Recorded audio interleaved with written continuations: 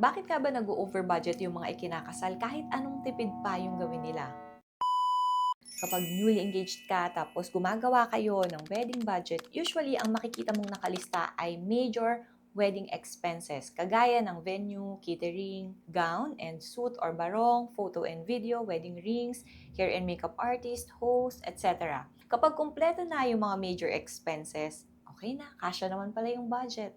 And most of the time, tama naman na nakalista yung mga bagay na yun, kaso may kulang. May mga wedding expenses na hindi agad na ililista at hindi na isasama sa pagbabudget. Maliliit na gastos lang, pero kapag pinagsama-sama, malaki na pala. At ito yung nagiging dahilan kaya maraming couples ang nag-o-over budget. Here are the 4 most common expenses na madalas ma-overlook. Number 1, transportation expenses at meals. Kapag mag-aasikaso kayo ng requirements para sa marriage license or church requirements, syempre may pamasahe yan. Or kung may sasakyan kayo, yung panggas sa parking fees.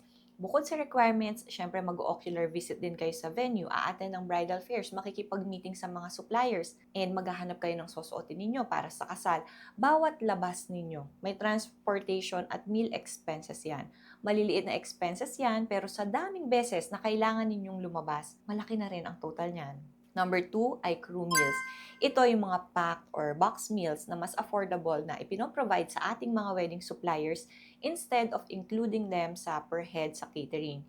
You have to clarify this bago pa kayo mag-book ng suppliers para hindi kayo mabibigla na ang dami pala ng crew meals na kailangan ninyong i-prepare.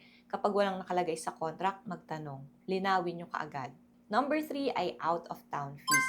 Ito yung mga additional payments sa suppliers kapag yung venue ninyo ay masyadong malayo sa area kung saan naka-base ang wedding supplier. Halimbawa, ang wedding nyo ay sa Tagaytay, tapos yung supplier ay manggagaling pa sa Bulacan.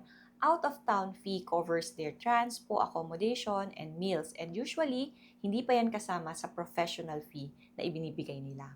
Number 4, broken or missing rental items. Kapag may mga naimbitahan kayo na kagaya ni Tita Baby na pati centerpieces at table napkin ay inuuwi, syempre sisingilin kayo sa mga bagay na nawala or nasira pagkatapos ng wedding ninyo.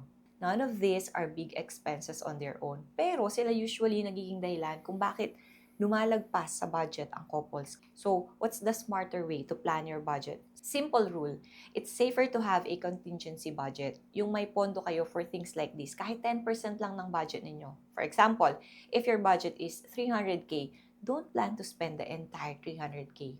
It's safer to plan a wedding na 250 to 270k lang ang gagastusin. Then, reserve the remaining 10% for unexpected expenses. Para kahit may lumabas na extra gastos, hindi kayo lalagpas sa budget. Think of it as your protection for your peace of mind. At kung napapaisip ka ngayon, bakit parang ngayon ko lang nalaman tong mga to? That's why I created Wedding Planning for the Clueless Bride-to-be ebook para maging aware ka sa lahat ng klase ng expenses, major or minor man, mapaghahandaan ninyo to make sure na wala kayong makakalimutan para hindi na kayo kailangang manghula at mag-overthink pa. If you want a financially smart wedding planning journey, grab our Wedding Planning ebook now. Best time to purchase ito kapag wala pa kayong nasisimulan na kahit ano sa wedding preps. Just send us a message.